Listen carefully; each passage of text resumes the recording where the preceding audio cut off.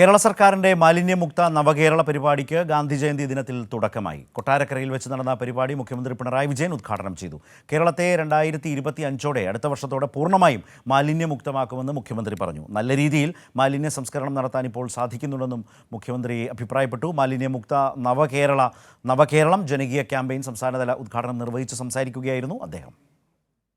അടുത്ത മാർച്ചോടുകൂടി, അത് 2025 മാർച്ചോടുകൂടി കേരളത്തെ സമ്പൂർണ്ണ വലിച്ചെറിയൽ മുക്ത സംസ്ഥാനമാക്കി മാറ്റുക.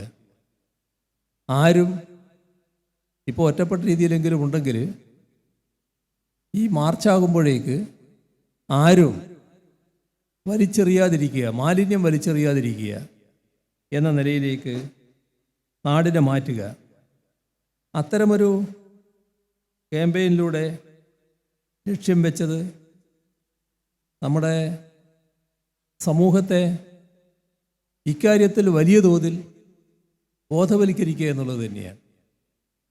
നാടാകെ, നമ്മുടെ നാട്ടിലെ ഓരോരുത്തരും ആ ബോധത്തിലേക്ക് എത്തിച്ചേരണം.